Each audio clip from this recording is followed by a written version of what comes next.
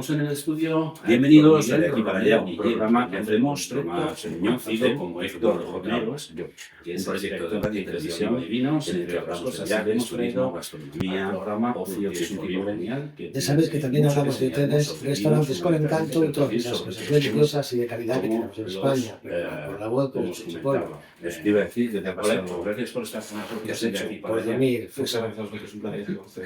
Ya sabéis que hablamos Tenemos que decirle de Héctor, de todas estas cosas y de productos típicos de la zona geográfica y las particularidades y también tradiciones de las cocinas regionales, todo últimos años eso ha estado como director técnico de la que Bodega siempre de Madrid. interesa, ¿no? Desde la ¿Qué es la sostenibilidad, Bodega la de protección Madrid? medioambiental, Cuéntanos un poco, ¿sigues con la ellos? Fue ganadería un sostenible. proyecto que luego Hoy nos van a acompañar Héctor Romero en la primera parte y consistía Jesús Martín básicamente y Javier en Rodríguez una Cuadrado microbodega en la segunda. dentro de un Vamos a hablar restaurante de vinos y de que plataformas marítimas marítimas, diferentes zonas de ecosostenibles, España, con elaborado, atracciones se turísticas. hacían diferentes Interesante. mezclas que Saludamos a todos los espectadores y oyentes que nos seguís en por restaurantes televisión, radio, por streaming, online, en las plataformas de audio y muy viticomático está Tomás. Porque dices que fuiste, que es el formato que durante el otoño austral de Sí, sí, eso es más directo, más comunicativo, más personal. Bueno, pues empezamos, pues es que es de aquí para allá. Eso es, así sí. 17 años ya en Madrid, pero vamos, ha pasado el tiempo volando. ¿Y cómo te vienes a Madrid?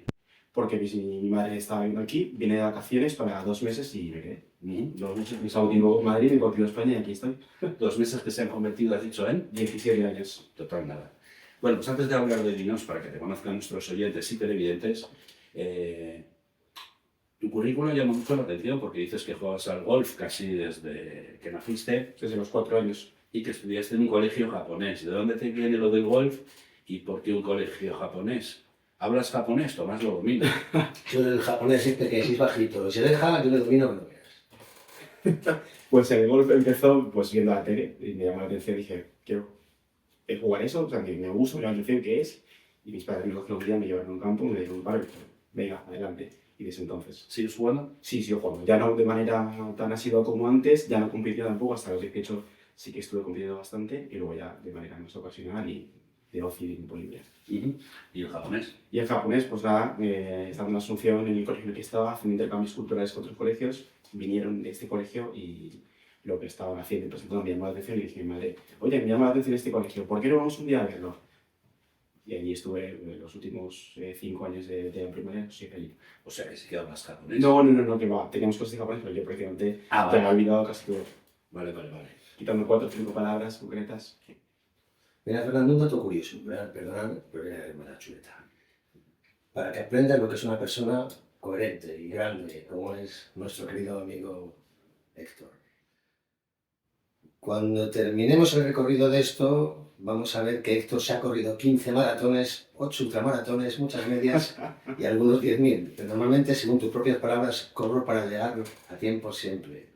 ¿Esto qué tiene que ver el Disca Runner a Madrid, el que fundas en el 2014? ¿Qué es esto? ¿Corrernos de cobardes? Bueno, algunos corrían delante de lo que dices, ¿no? Como se suele decir. En 2014, efectivamente, fundé un grupo que se llama Instarunners, era una comunidad de runners que a través de Instagram nos pusimos en contacto y empezamos a hacer quedadas, primero en el Parque del Retiro, luego en la Casa de Campo, el Volcanos primero, empezamos en Madrid, luego pasamos también a Barcelona, a Mallorca, incluso hemos hecho otros eventos en México, en Monterrey, en Buenos Aires, en Argentina, y fue un grupo muy interesante durante mucho tiempo que nos permitió darnos amigos para correr y disfrutar de la vida sana y del deporte. Luego siempre terminábamos en el bar. Había que tener la contrapartida, ¿no? Y hombre, Se ve que como en el rugby. vitaminarse y mineralizarse. Sí, efectivamente. Oye, también has hecho el Camino de Santiago 4 veces. Sí. De momento. De momento 4 veces, sí. Tú no te cansas de la zapatilla, sea corriendo o andando, ¿no? No, me encanta, porque por ejemplo el Camino de Santiago es verdad que es muy fácil porque vas parando de bar en bar. Entonces, cuando te cansas, aprovechas y haces una parada, te vas, pues yo que sé, a lo mejor un Godello, un Fiat, te tomas un Albariño, de repente estás más en la zona de Tui, en Portugal, y te puedes tomar un vino del Alto Douro. Es interesante hacer ese tipo de Camino de Santiago. Vamos a hablar de vinos, pero primero vamos a conocerte un poco, ¿no? Por eso te estamos haciendo estas preguntas. Hemos leído que tenéis una empresa familiar y que en 2019 empezasteis con la reestructuración de la misma y el relevo generacional, porque evidentemente al ser familiar vamos relevando. ¿Qué empresa es esta? ¿A qué se dedica? Pues es una empresa que empezó mi abuelo en los años 60, que trabaja en muchos sectores, agricultura, ganadería, sector inmobiliario, y hasta el año 2018 prácticamente, como toda empresa unipersonal, el alma de toda la empresa era él. Entonces, solo él controlaba y tenía idea de lo que él hacía. Ya mi abuelo con 75 años pues no abarca todo lo que puede abarcar con 30 o 40. Entonces, tuvimos que hacer una reestructuración de la empresa y empezar a hacernos cargo pues, por el lado de la generación de mi madre, uno de mis tíos, y ya por el de los nietos, pues yo el cargo de ello. Se ha reestructurado la empresa, se ha saneado todo lo que eran las cuentas y hoy en día pues, bueno, es una empresa bastante rentable, por suerte. Y dices que se dedica a... Hoy en día, compraventa de inmuebles y alquileres. ¿Eso tiene algo que ver con Red Escala Inmobiliaria? Esa es otra empresa que todavía no ha arrancado, que es un proyecto a largo plazo. Es un proyecto interesante porque eso va a ser una plataforma no solo en la que tú puedas ver un inmueble o poner un inmueble en alquiler o en venta, sino que toda la que es la gestión de compraventa se puede hacer a través de esa plataforma. Y ya para terminar, yo para Technologies Paraguay, finalista del Premio Nacional MIPYMES 2022, ¿eso qué es? Eso es otro proyecto que tenemos en Paraguay, que es básicamente una empresa de outsourcing tecnológico para empresas que están fuera del país, Colombia, Estados Unidos, España. Dices que lo que siempre te ha gustado ha sido dedicarte desde que eras pequeño al tema del vino. ¿De dónde surge esa pasión por el vino? Es decir, ¿te viene de familia, te viene de amigos, de compañeros? Y dos preguntas un poco más sencillas. Paraguay es un país vitivinícola, es decir, como tal, como país. ¿Tu familia tenía bodegas o allegados? Continuar la pregunta anterior. Vamos por partes, que diría Jack el Destripador. La primera pregunta. Desde pequeño, pues por la relación de mi familia con el campo, siempre he tenido, ¿no?, esa sensación de que es parte de mi vida, de mi historia, y también me ha gustado siempre estar en el campo con los caballos, las vacas, viendo cómo se cultivaba, se cosechaba. Siempre me quise dedicar al campo porque era una cosa que me veía a menudo y me gustaba. Una vez que vine a España, centré un poquito más el tiro y me centré en el aceite y en el vino. Mi familia no es vitivinícola, Paraguay no es un país vitivinícola, no tenemos bodegas, hay dos bodegas experimentales, una es de un alemán que tiene allí una pequeña bodega que lo hace prácticamente casero para su consumo propio, y hay otra bodega que está arrancando, que lleva 3 o 4 años. Yo les he mucho suerte a Paraguay no es un país vitivinícola porque no hay tradición vitivinícola, o sea, no ha habido tradición en los últimos años. Es verdad que en época colonial, en la época donde estábamos españoles allí, sí que teníamos algo de viticultura, pero rápidamente eso se abandonó y se cambió por otro tipo de cultivos. Y llega 2017 y te embarcas en un proyecto personal que es TWX Catando Voy. ¿Qué es esto? Sí, bueno, eso empieza como un blog en el que hablábamos de catas de vinos, de visitas a bodegas, de viajes en el turismo, y se terminó convirtiendo pues en mi alter ego, digamos. Es decir, estoy yo como Héctor, como persona que le gusta correr, viajar y tomarse un vino de vez en cuando, a pasar a una parte más profesional, digamos, y dar formación, enseñar a la gente cuando una bodega necesita que se eche una mano con un tema comercial o con una asesoría concreta, pues ahí estamos. Has comentado que das formación, concretamente ¿de qué das formación? Fundamentalmente de lo que es cata y cultura del vino. Vale. ¿Cómo impartes esta formación? De muchas maneras. Se puede hacer simple y llanamente una clase de una hora sobre lo que es el vino.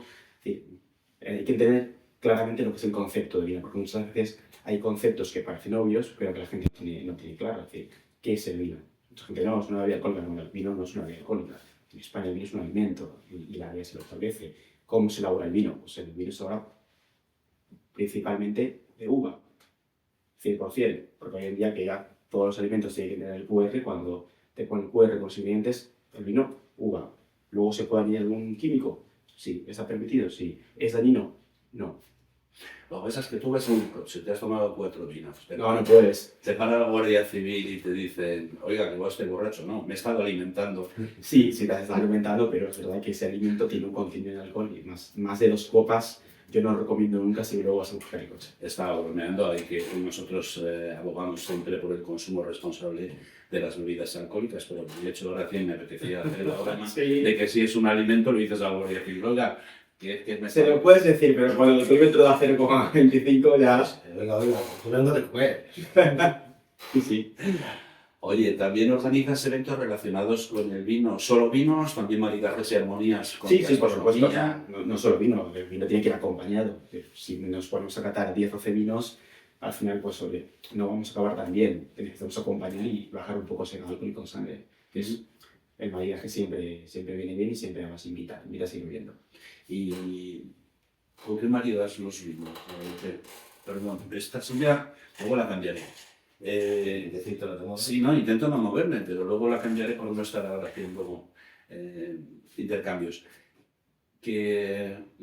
¿Cómo te gusta maridar con cocina española, con lo que sea? No sé, ¿cómo...? Es una muy buena pregunta. Siempre se ha tenido la idea concebida de que el vino blanco es solo para el pescado y el tinto solo para la carne. Si partimos de base, no vamos a fallar, es muy difícil que fallemos a la hora de hacer un maridaje, pero es verdad que hay muchos tipos de vinos, tanto blancos, rosados, tintos, espumosos, tan versátiles que se pueden maridar con todo tipo de comida. Es verdad que hay algunos vinos que por su característica sí tienen que ir exclusivamente para un tipo de carne, por ejemplo, o un tipo de pasta, pero en cuanto a maridaje no hay nada escrito, no hay ninguna verdad absoluta. Se puede maridar todo tipo de vino con todo tipo de comida. Es cuestión de encontrar esa armonía entre lo que es el producto, o sea, el vino y lo que vamos a maridar. Sí, porque antes se decía los blancos con pescados, los tintos con carnes, pero se ha demostrado que hay tintos que maridan muy bien con los pescados, sobre todo esos pescados que son muy intensos de sabor, y blancos que maridan muy bien pues, con carnes que no son tan rojas, ¿no? Podemos ir, por ejemplo, a un maridaje de unas anchoas o oligoperones o cualquier tipo de encurtidos con tintos jóvenes, algunos asociación carbónica, incluso algunos con algo de roble, y podemos ir perfectamente a un buen chuletón con un blanco con crema. Colaboras además con varias bodegas y sabemos que con algún consejo regulador.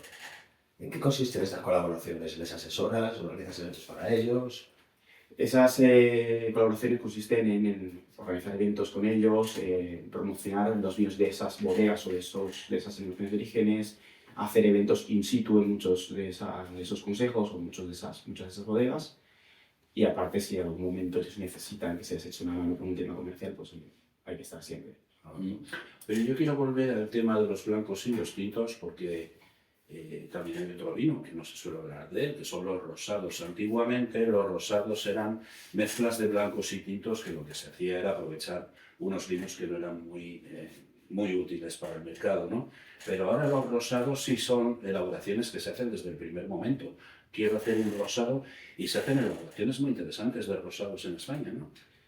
España es un gran país de rosados.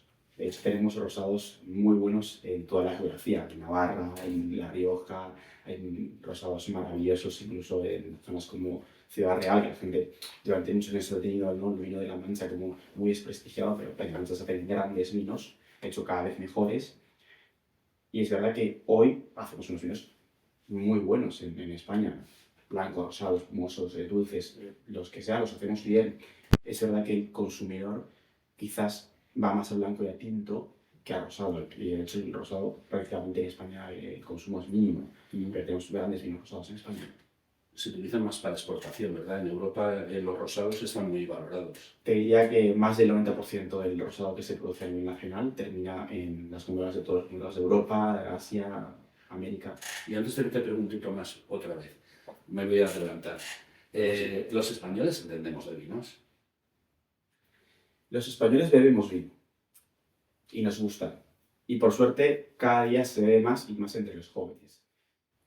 Entender de vino es una pregunta muy amplia, es decir, hay mucha gente que tiene conocimientos muy básicos de pues, hay este tipo de vinos, estas zonas de producción, estas variedades de uva, y no se meten más allá. Primero porque no tienen ni interés, bebo una copa de vino y ya está, punto. Y a veces también porque no nos hemos sabido explicar y a veces no hemos sabido comunicar desde el punto de vista profesional. Y creo que esa es una gran labor que tenemos pendiente. Porque además es que parece mentira que España sea uno de los mayores productores del mundo en vinos. Segundo, tercero, depende del año. Y no seamos grandes consumidores. Los franceses nos superan, los italianos nos superan. Francia, Italia y España son los 3 países principales en cuanto a producción de vino. España es el primer país del mundo en producción y en cantidad de dinero, por ejemplo. Pero es verdad que los franceses consumen casi el doble de vino que los españoles, los italianos están ahí, casi a la par que los franceses, y aquí es verdad que quizás también por un poco tema cultural, más el arraigo, ¿no? a una zona, a una tierra, que los franceses quizás están más arraigados a sus pueblos que muchos españoles, pero es verdad que yo tengo envidia sana por las bodegas francesas e italianas. Aquí quizá se consume mucho vino en Rioja, que lo tienen muy a gala. Bueno, eso es una maravilla, irte a la calle Laurel, San Juan, intentarte toda la juventud allí. Intentar hacerse todos los calle Laurel es imposible. Es imposible, igual que hacerte un París-Dakar en Santiago. Pero ¿por qué es tan complicado encontrar vinos de Madrid en Madrid? Y mira que son buenos, ¿eh? Es una muy buena pregunta y yo no tendría respuesta para esa pregunta, pero es verdad que pese a que tenemos más de 20 bodegas en Madrid, no son tan conocidos y el consumidor tampoco lo demanda en Madrid. Madrid es una ciudad muy grande, es una ciudad cosmopolita en la que todo el mundo es de todas partes, pero casi nadie es de Madrid, es decir, gatos son muy pocos. Entonces, quizás cuando viene un riojano a Madrid quiere un vino de su pueblo, viene una persona de Córdoba o viene un extremo, quiere encontrarse sus vinos en Madrid. Entonces, tradicionalmente siempre han abogado más por los vinos de fuera, porque al final tú vienes y quieres ser, ¿no? No puedes ser profeta en tu tierra, pero cuando estás fuera sí eres embajador, ¿no? La gente de Rioja quiere su vino de Rioja, el de Ribera quiere su Ribera. Y, o sea, que tú has ido a ponerte morado de vinos a ¿cómo se llama la calle? Sí, estuve en la calle Laurel, está al lado de Correos. Es decir, yo pasé una etapa de mi vida viviendo allí en Logroño y era lo más interesante era cuando salías, estábamos de chavales, salía a la calle Laurel y a intentar hacerte la entera. Nunca lo conseguí. Bueno, ya no es por el vino también, pues además te ponían los pinchos en condiciones. Sí, muy generosos. Se te llenaba la barriga, pero vamos, además en 4 bares, pero había como 30 y tantos o algo así, es decir, era imposible hacerse. Pero siempre, vamos a ver si esta vez podemos, vamos a ver si podemos, nunca pidimos. Ahora que hablas de pinchos, yo quiero decir una cosa, y es que a mí me encantan los pinchos del País Vasco. Cuando iba por allí, los veía y me daban unas ganas de comérmelos, pero nunca comía pinchos porque sabéis que tenían la costumbre de tenerlos en bandejas al descubierto. Claro, allí uno fumaba, el otro tosía, el otro no sé qué, y entonces no comía pinchos. Ahora ya sí, porque ya los tienen cubiertos, ¿no? Pero tienen unos pinchos geniales, ¿eh? Maravillosos. Ya tengo más fichado 2 o 3 sitios en Fernando Betón, allí en Donosti, otros 2 o 3 en el Laurel, otros 2 en San Juan, aquí en Ponzano, o sea, son ya una meca para mí. Siempre que estoy por ahí, voy.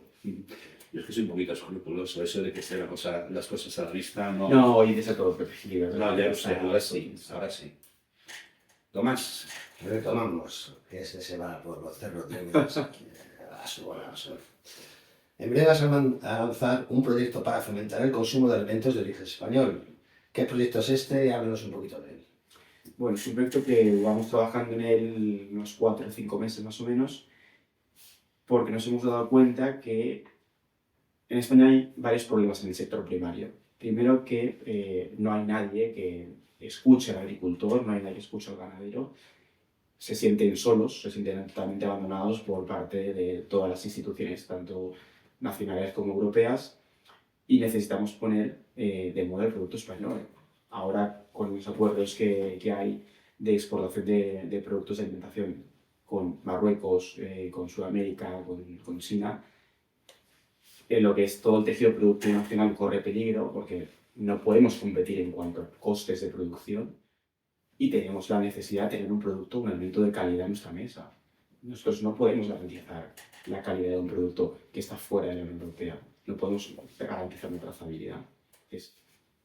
O fomentamos el consumo del producto nacional o terminemos perdiéndolo.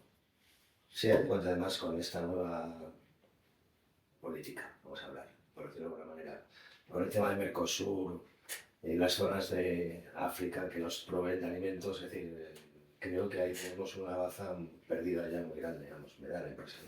Bueno, la baza está perdida desde los 80, es decir, no es una cosa que la hemos perdido ahora.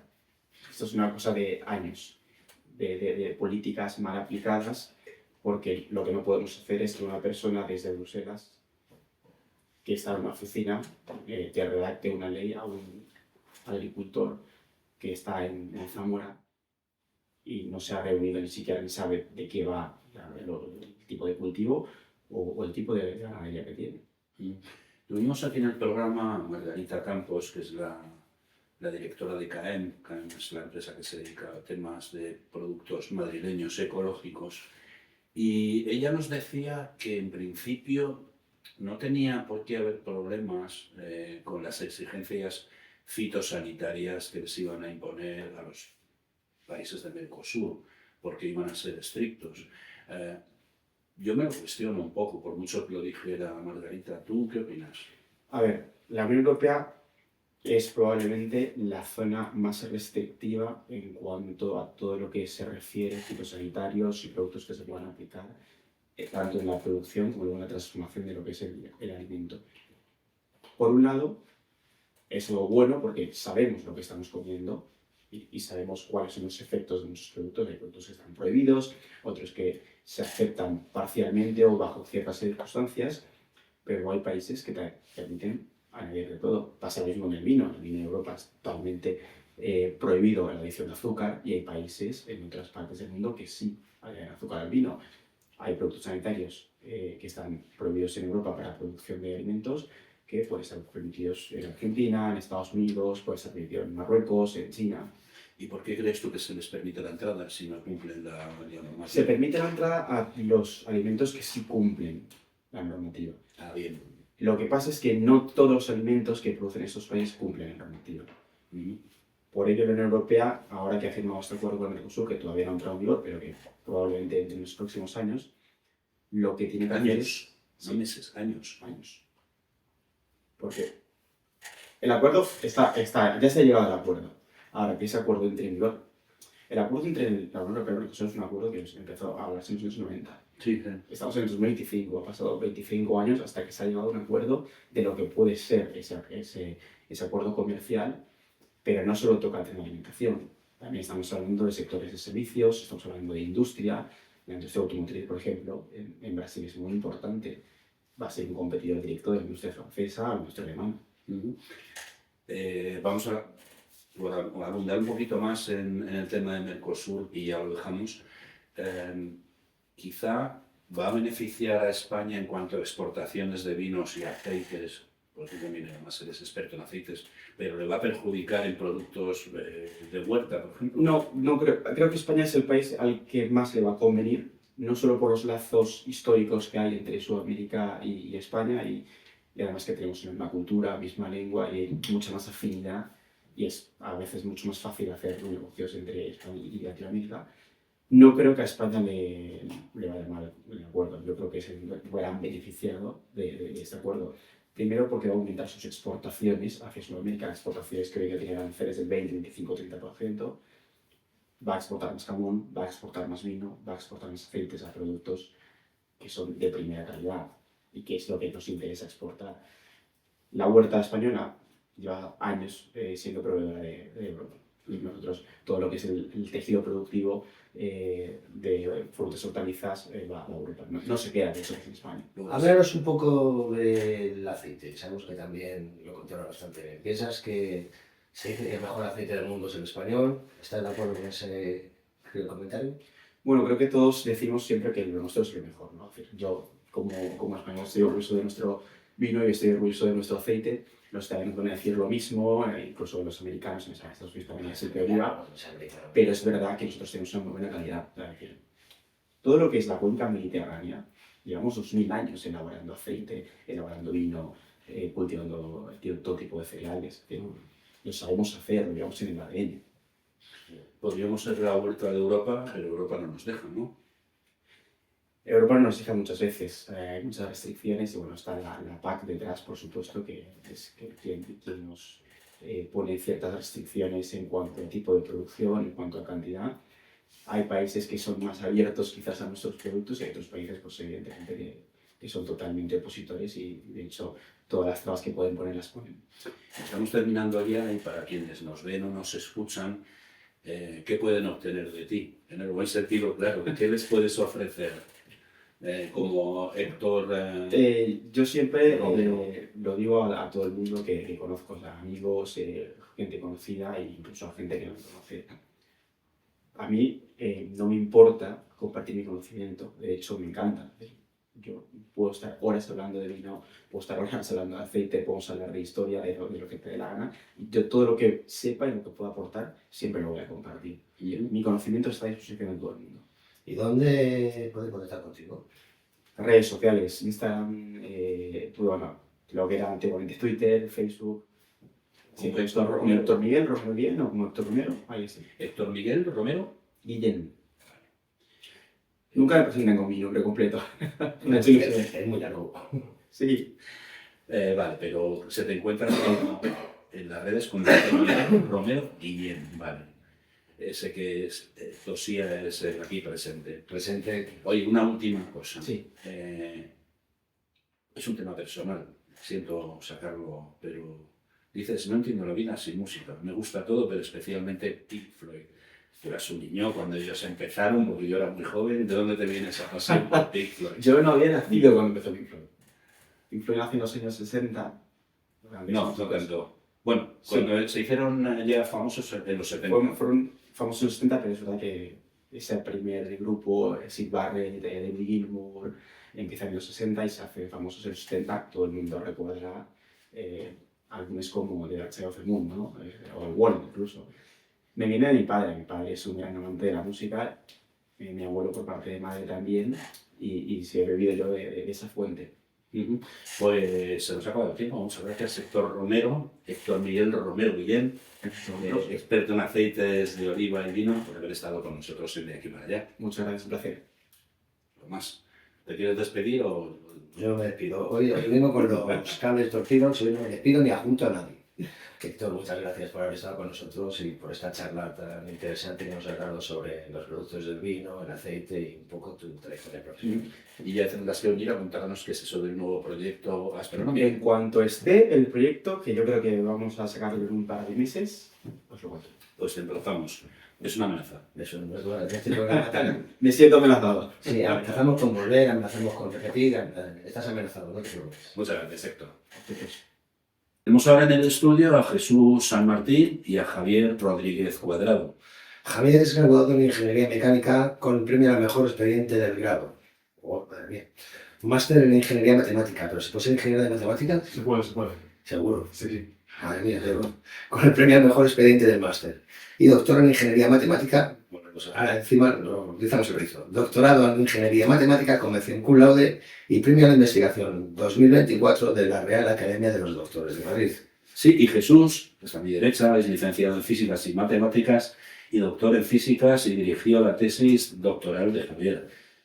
Total, nada, no Tomás, no sé qué hacemos, que tenemos gente tan poco preparada en el programa. Yo que salgo de la matemática, ya me sacándome, yo soy contra hasta 5. Ya lo demás ya me cuesta bastante trabajo. Joder, de verdad tenéis unos expedientes y unos currículos muy interesantes. Vamos a decir, pero primero, saludaros, gracias Jesús, gracias Javier por estar con nosotros en De Aquí para Allá, porque habéis venido a hablarnos de las patentes que tenéis para instalaciones de plataformas en el mar ecológicas y sostenibles con múltiples aplicaciones, muchas de ellas para el turismo. Bienvenidos. Buenos días, es un placer estar aquí con vosotros y contar los productos de nuestra investigación para que vea la gente que no solamente hay epsilones y deltas en la clase de matemáticas, sino que hay cosas sobre las que uno se puede colocar y disfrutar tranquilamente tomándose un vino del que nos hablaba Héctor hace un momento, si quieres, comiéndote allí tus tostadas untadas en ese buen aceite de oliva que tenemos los españoles. Sí, y lo que vamos a contar, verás cómo sorprende a la gente. ¿Qué ibas a decir, Javier? Me uno a los saludos de Jesús y desde luego la verdad que sin duda lo que comentaba Héctor se puede unir perfectamente a lo nuestro para disfrutar de la mejor forma posible de esos vinos, que es en medio del mar. Tenemos que haber hecho un complemento. Tenemos que haber metido también a Héctor. Empezamos el mar, no, la tierra, no, yo tengo una maceta que planto 4 viñas. ¿Completamos el currículo? Venga, vamos por ahí. Completamos el currículo diciendo que Javier es profesor de matemática aplicada en el Departamento de Matemática Aplicada a la Ingeniería Industrial de la Escuela Técnica Superior de Ingenieros Industriales de la Universidad Politécnica de Madrid. ¿Todo esto cabe en una tarjeta? Se puede ir por siglas. Por siglas quedamos con 15 Y Jesús es profesor titular también de Matemática Aplicada en el Departamento de Matemática Aplicada de la Ingeniería Industrial, bueno, todo esto que hemos dicho. Ambos centran su investigación en dinámica no lineal y fractales. Pero lo primero, ilustrarnos un poco qué son la dinámica no lineal y los fractales. Facilito, porque yo tengo la inteligencia justa para pasar el día. No, bueno, se puede entender fácilmente, y la idea intuitiva que tenemos de linealidad es que las cosas salen proporcionales a lo que metes. Es decir, que si haces una flexión, pues te pones fuerte para una flexión. Y si haces 2 flexiones, te pones fuerte para 2 flexiones. Pero del momento en que si haces ya 20 o 30 o 40, la cosa no es proporcional, te empiezas a cansar. Y entonces ahí ya empiezan a aparecer los fenómenos no lineales, no es proporcional, y eso tiene consecuencias bastante extrañas y extraordinarias en lo que sucede normalmente. No obstante, si piensas, la conducta humana es bastante no lineal. Es decir, en una relación, pues uno puede estar aguantando, y después se rompe la cosa de golpe. Y dice, ¿cómo es esto posible? Es decir, la no linealidad está alrededor nuestro continuamente. ¿Tú te has enterado de algo? Sí. Pues luego me lo Yo explicas. estoy versado en tema fractal y, como hemos dicho, lo otro. En los fractales la gente sí están más versados de lo que quieren realmente, porque están alrededor, vamos, por ejemplo, los árboles son fractales, tus pulmones... Diferente los árboles fractales, no fractales. Todos los árboles son fractales, pero no todos los árboles son frutales. Están tus pulmones, los fractales... Pero ¿cuál es el concepto de fractal? Es un tipo de estructura que se repite en sí misma. Por ejemplo, es como si de la palma de mi mano saliese cada dedo otra mano más chiquitita, de más chiquitos, y así sucesivamente. Son estructuras que se van repitiendo. Es decir, que el todo está formado por pequeñas partes de esa misma estructura. Vale, de ahí los árboles que tienen sus ramas y los pulmones que tienen sus bronquios y demás. Exactamente, eso es. Pues vamos. Expertos en fractales ya partido. Pues ya vamos a ir entrando en lo que estos señores han patentado, ¿no? Venga, yo creo que deberíamos. El resultado de muchas investigaciones son 2 patentes resumidas en una estructura soporte para la distribución uniforme de cargas en un segmento recto y prisma soporte sobre una superficie. Estas 2 patentes tienen que ver con lo que nos habéis venido a contar hoy de las plataformas marinas ecosostenibles. Ahora no lo traduces a gente como yo. A ver, al fin y al cabo, si los fractales están dentro de tu cuerpo, están en la naturaleza, y tú eres el resultado de un proceso de optimización, de evolución constante, es porque los fractales tienen unas propiedades muy buenas a nivel de ingeniería. Y utilizando esas propiedades es como hemos llegado al diseño de nuestra estructura, que es una estructura que lo que permite es apoyarse directamente en el suelo marino. Entonces no hace falta perforar, no hace falta, digamos, disponer una losa gigantesca de cimentación, ni siquiera tampoco hace falta poner, como se hace actualmente, que es disponer hilas artificiales, que consiste en coger material de relleno y volcarlo directamente en el mar. Pues, evidentemente genera una cantidad de residuos y de las corrientes marinas las afecta, modifica totalmente el ecosistema, destruye el suelo marino que hay con la vida marina que hay. Te voy a contar porque lo vamos a ir desgranando porque hay mucho que contar al respecto y yo quiero que ya no se nos pase nada y vamos a hablar de las aplicaciones, como decía, de estas patentes en la industria turística, que son muchas. Es una estructura que se apoya, decías, directamente en el suelo marino, sobre la cual se colocan plataformas para la construcción civil. ¿Cómo son estas plataformas? ¿Son piezas? ¿Se van enganchando unas con otras? ¿Qué materiales son esas plataformas?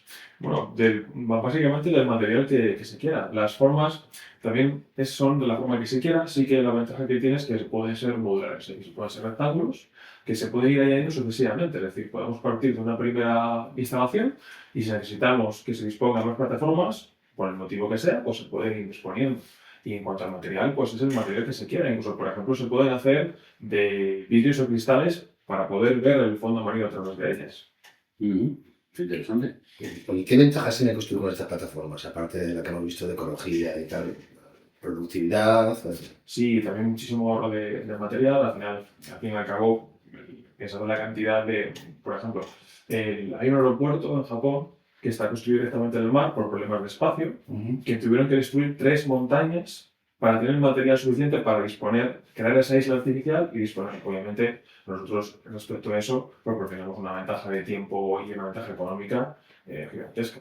Además, yo deduzco, contestáis el que queráis, esto es una charla de amigos, yo deduzco que esa plataforma se puede hacer con materiales reciclados también. Puedes utilizar cualquier material, pero antes de hablar de la plataforma, poner un ejemplo para que los oyentes puedan entender dónde está la ventaja. Todos nosotros estamos acostumbrados... Oyentes y televidentes que nos están viendo. Sí, es una manera de hablar. y los televidentes. Estamos acostumbrados a andar por la playa y entonces cuando te paras en la playa al lado de la ola, según viene el agua, tú poquito a poquito ves cómo te hundes.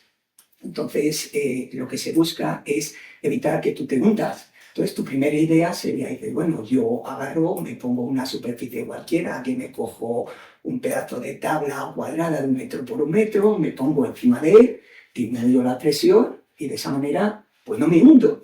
Pero si tú haces eso, el resultado es que la presión que tú ejerces a consecuencia de tu peso no es la misma en todos los puntos de esa superficie, no es uniforme. Como consecuencia de eso, poco a poco, el material que esté debajo se quita.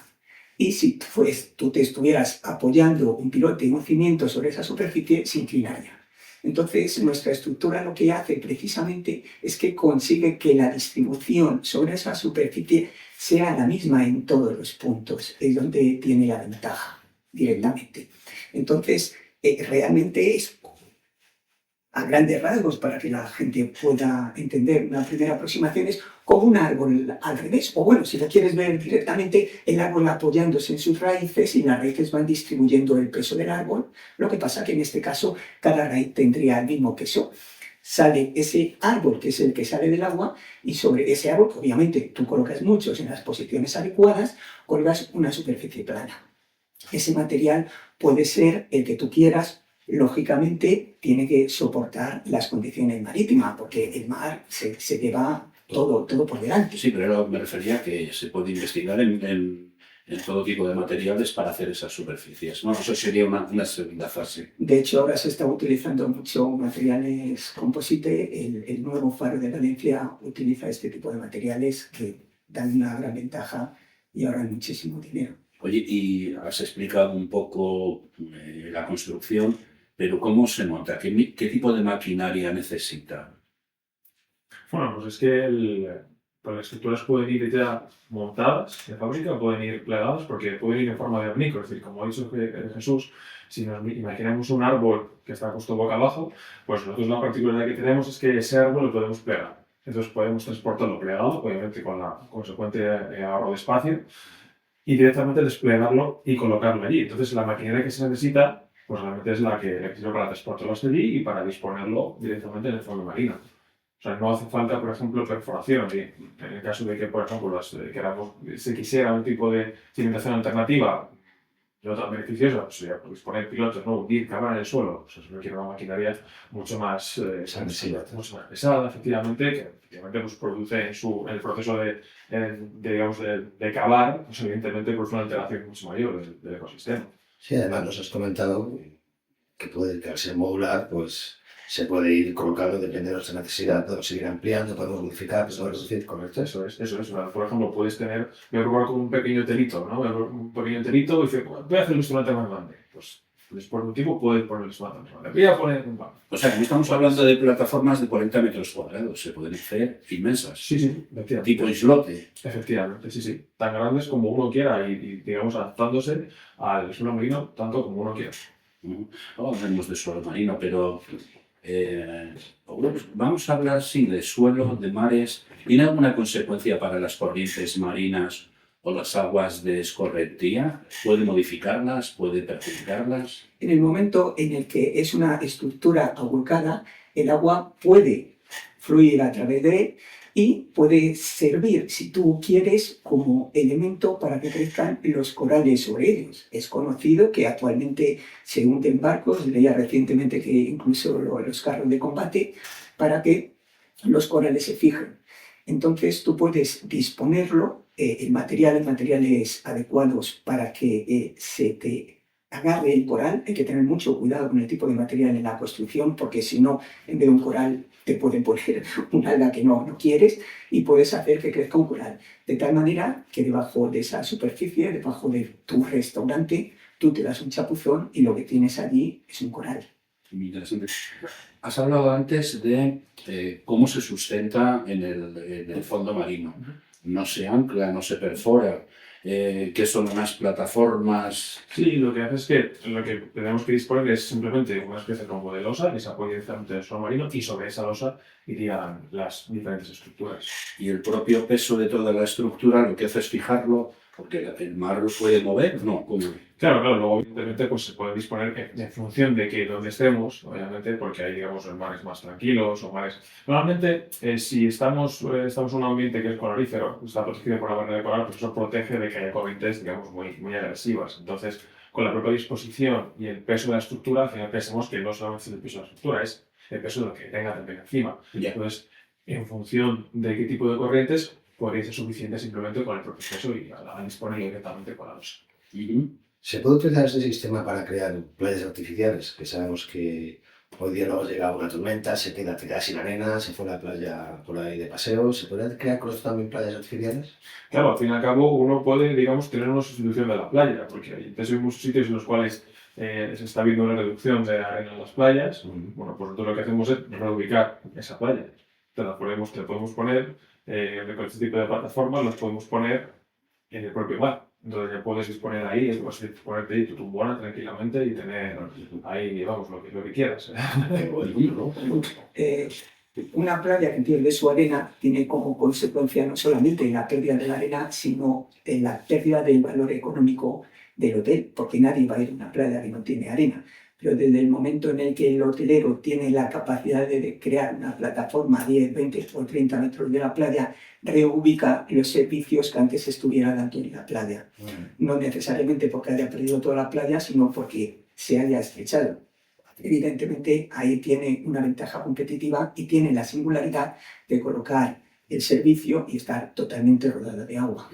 Cuando hablamos de que encima puede llevar lo que queramos, y los has hablado de una piscina en el medio, un resort, no estamos hablando de resorts en altura, ¿no? Estamos hablando de algo mucho más ecológico, más extendido. No podemos hacer un edificio de 14 plantas. Eso es. El concepto es, ese tipo de resorts que uno tiene en mente, de este tipo de resort de lujo, de este tipo de casas de mucho dos alturas. No estoy diciendo que en nuestro caso se limite justamente a las alturas, es un poco el tipo de resort que uno tiene en mente en estos, digamos, lugares paradisíacos. Eso, estamos pensando en una cosa más exclusiva en ese sentido. Yo sería más de cabañita, ¿no? Es perfectamente admisible la construcción y es lógico. Por otro lado, cuanto más baja sea, mejor, para evitar las fuerzas de los vientos, ya que está diseñada para funcionar por su propio peso directamente. O sea, no conviene nunca alturas. Decías que es una ventaja para el inversor hotelero y turístico, pero ¿qué ventajas le ofrece exactamente? ¿Más barato, de construcción? No sé. La construcción de una isla artificial, como comentaba Javier hace un momento, pues es algo muchísimo más costoso. Sencillamente ya hay materiales. También lo es en tiempo. En el momento en el que tú estás depositando los materiales, los lodos se pueden extender realmente cientos de kilómetros cuadrados y destrozas el entorno marino, que si estás en una zona coralífera, obviamente no lo quieres. Pierdes la modularidad, porque si tú tienes una isla artificial, no puedes llegar y hacerme aquí otro cachito de isla artificial. Ya en el aspecto constructivo tiene muchas ventajas. Luego, pues una isla artificial no la puedes moldear para dar la forma que tú tienes por medio de módulos. Tú te coges un módulo rectangular y con él haces la forma que quieras. Te puedes hacer en tu cuadradito una entrada que es una calita que te estás construyendo a ti mismo. O si quieres te puedes dejar un hueco en el medio y tienes una piscina que si la proteges en el sentido de que tenga un suelo transparente, pues los propios niños pueden estar en el mar, pero están cubiertos. Me venía ahora a la cabeza las islas estas que están haciendo ahí en Oriente Próximo, estas islas que hacen echando arena al mar, compactando, que es una barbaridad, está estropeando ecosistemas y demás. Con esto se podría hacer, no digo algo de tal dimensión, pero se podría hacer algo parecido, dándole formas. Voy a hacer una palmera, pues no sé, que tenga 2 hectáreas o 3 hectáreas de tamaño. Sí, sí, totalmente. O sea, tú puedes tener la idea de una forma y esa forma tú la puedes ir creando añadiendo cuadrados. Incluso en píxeles, por así decirlo, ¿no? Que eres capaz de hacer, pues, efectivamente, puedes crear el contorno que tú quieras, la superficie que tú quieras. Con la ventaja sobre 2 temas que has tratado ya anteriormente, que es el de las corrientes, que en este caso la corriente marina no estaría limitada o estaría alterada muchísimo menos, y por otro lado, que no impides el desagüe del agua de escorrentía, que es un grave problema cuando construyes en la costa añadiendo material. El agua de escorrentía, el agua de la lluvia, busca de manera natural su salida al mar, y lo que puede hacer es disolver realmente las islas que se han construido, y con el tiempo las construcciones que están sobre ellas tienen problemas. Aquí el agua de escorrentía. Y vosotros además, cuando construís o cuando luego vayáis a construir, podéis tener en cuenta dónde son esas escorrentías y dejar espacios libres para que vayan, ¿no? Para que fluyan. Exactamente, eso es una ventaja, porque ahora ya tú no tienes que rellenar de una manera compacta. Tú puedes hacer, si quieres, como estuarios, como bracitos de mar que se abren, o pequeñas islas, no una gran isla, sino pequeñas islas, de tal manera que el agua ya no solamente fluye por debajo, sino que también a nivel de superficie navegas, queda más abierto. Y ese tipo de construcción que estabas comentándonos, pues se puede hacer a gran profundidad, se puede hacer o solo superficie, o se puede hacer hasta los 2 millones de metros de profundidad. En la ¿cómo se llama? El abismo de las Marianas, ¿cómo hace? Sí, la fosa de Marianas. Sí. Ahí estuve el otro día. Hombre, realmente nosotros, no sé si tenemos en mente, por ejemplo, que son los palacitos, que son ese tipo de cabañas que se apoyan en una especie como de puntales de madera, que para esos puntales están, pues nada, de la playa, que es muy poquita profundidad. Nosotros podemos ir más allá, previamente hay una propia limitación de no podemos salvar, digamos, las profundidades gigantescas, porque al fin y al cabo es una cuestión, por ejemplo, de constructivas, que no es posible. O sea, ni con nuestra solución, ni con ninguna. ¿Pero de cuánto estaríamos hablando? ¿De 10, 15, 20 metros de profundidad? Sí, para ser seguro. Sí. Con esos 20 metros de profundidad es una profundidad que se puede excavar. Sí. Oye, pues es muy interesante. 20 metros ya son metros, ¿eh? Sí.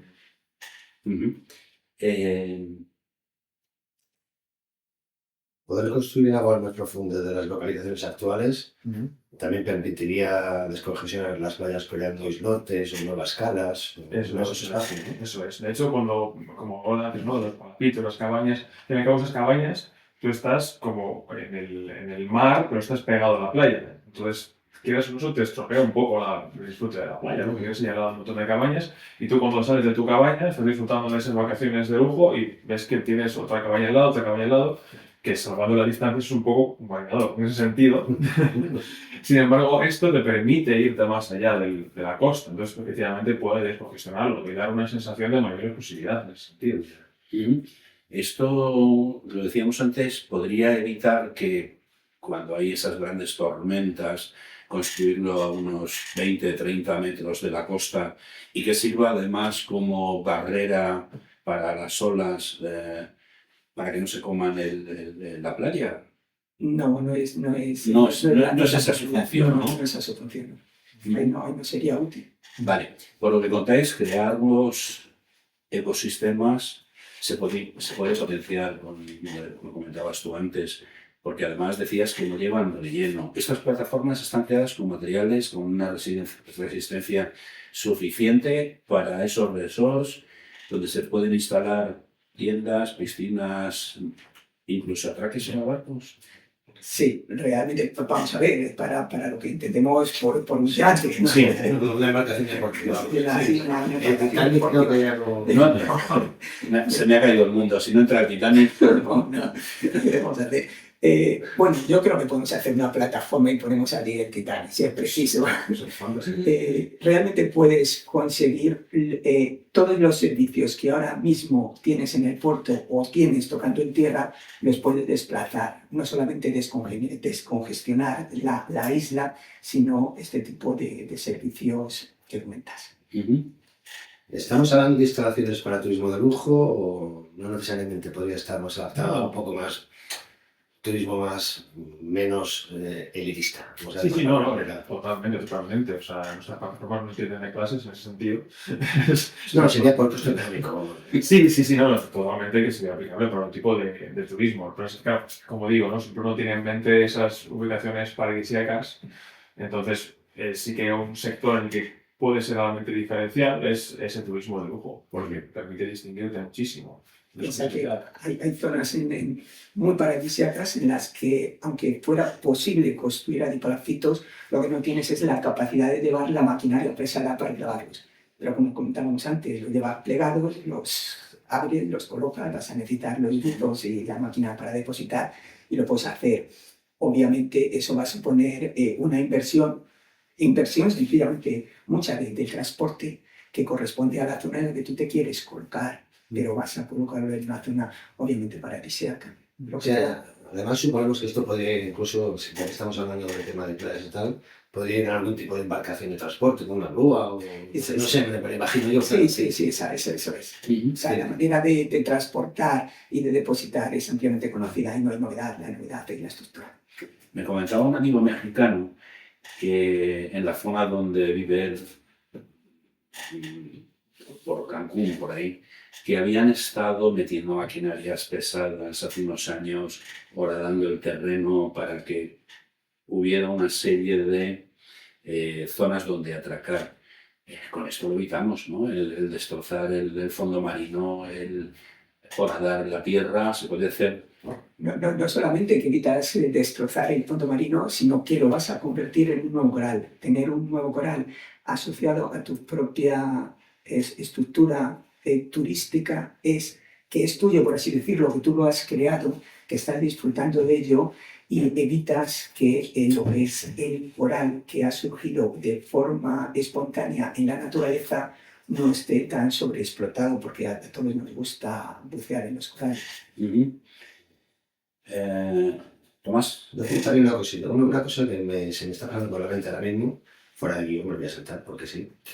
Aparte de turismo, podríamos establecer con vuestra patente zonas residenciales permanentes o incluso llegando un poco más lejos, crear tejido es decir, plataformas para industria. Sí.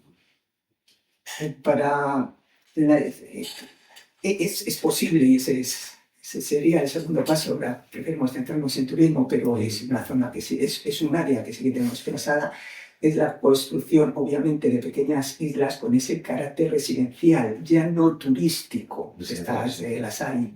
Sí, en Florida, por ejemplo, las islas venecianas, que usamos así, las islas venecianas son ese tipo de islas. Lo que pasa es que son islas artificiales, que no de relleno y demás, pero son islas de carácter residencial allí en Florida. O sea que ya ese concepto existe, lo que pasa es que nuestra alternativa es, en ese sentido, pues, mucho más sostenible y mucho más barata. Pero la conclusión es que en cuanto a turismo, turismo sí de sol y playa, pero turismo ecológico, sostenible, a costes muy económicos, ¿no? O sea, tocáis todos los palos. Sí, la construcción desde luego es mucho más económica que cualquier otro método. No ya es que solamente sea sostenible, sino que incrementa la productividad del mar. Desde el momento en que tú estás creando un coral a ti mismo, le haces ganar en ese aspecto. Después ya los precios que pongan los hoteleros, depende de ellos.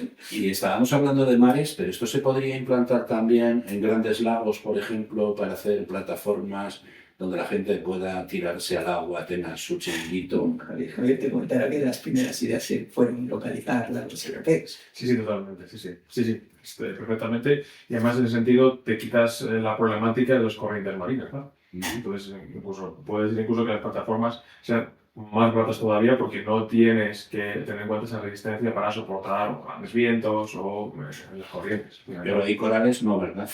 Hay corales, está bastante más complicado, sí. Ahí tendríamos al Nessie por ahí. Ahí se ve, sí. Oye, ¿sabéis lo que es el sargazo, no? Sí, es una alga. Sí, para quien no lo sepa, vamos a decir que es una alga, o son unas algas que flotan y se desplazan por los mares y terminan acumulándose en las playas. El problema es que el sargazo genera numerosos problemas medioambientales, económicos, sociales. Los más perceptibles tienen que ver con nuestros sentidos. Cuando empiezan a pudrirse, dar mal olor, cambian el color del paisaje. Os pregunto esto porque tengo este mismo amigo mexicano que me comentaba que ellos tienen un serio problema con las algas, o empieza a ser un serio problema, y que ponen unas redes a distancia de la costa, pero las redes se rompen y son costosas. El hecho de que vuestras plataformas sean superficiales permitiría que esas estructuras soportaran algún tipo de red en los primeros metros, claro, porque es donde va a estar el alga para atajar la llegada a las playas. En el momento que es una estructura, podrías utilizarla para ello, pero no sería rentable, no sería lo idóneo en este caso. No, por lo menos para evitar que llegara a la playa. Y luego ellos tendrán que limpiarlo y tendrán que hacer... Sí, pero seguro que hay métodos mucho más económicos que montar la estructura. Bueno, tienen las redes y las redes no les está funcionando, ¿no? Bueno, pues tendrán que comprar esas redes. Vale. Pasarlo con un colador. Sí, otra cuestión es que se quiere aprovechar la propia instalación que haya de la estructura por otro motivo, es decir, que se ha hecho por otro motivo y se quiere aprovechar para disponer algún tipo Sí, yo me refiero a eso. Sí. Una vez que está dispuesta la plataforma, que se ha puesto por X motivo, turístico, sea, sí que evidentemente pues, que está construido se puede aprovechar para intentar disponer algún dispositivo que permita que las algas no lleguen a la primera línea de la playa. A ver, ya estamos con el tema del inglés, es que siempre me putea, siempre me pone las cosas en inglés a mí que no tengo ni pan. Has dicho que siempre te puñeteo. Siempre te puñeteo. Siempre Me suelen decir tacos. ¿Qué ha hecho? Estamos en una hora adulta, mucho. Esto es de la mitad de las 3 de la mañana. No, que se emite a mediodía. No vamos a engañar a nuestros espectadores que se emiten los viernes en televisión en abierto, igual con TV, a las 12 de la mañana, ¿correcto? De 12 a 1, sí. 12. Pero luego se emiten otras muchas televisiones y radios. Bueno, ¿qué es la Applied Fractal Structure? Que fue galardonada con el segundo premio de emprendimiento de la UPM2C de 2021. Joder, tiro más arriba. La Universidad Politécnica tiene programas para formación de las personas que quieren crear sus startups. Dos de los programas son uno el UPM 2D y el otro Actúa UPM. Entonces fuimos premiados en uno de ellos.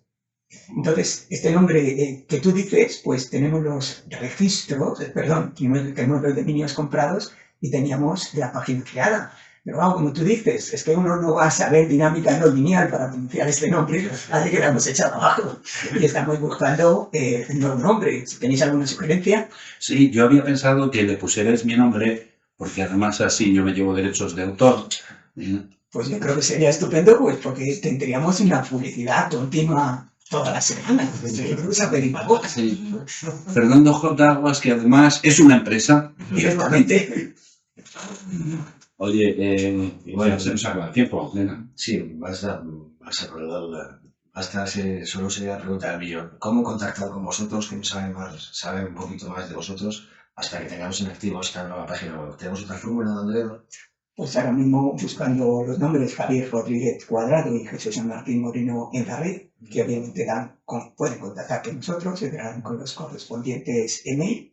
Y pues dentro de unas semanas pues tendremos la página nueva con el nombre de Fernando.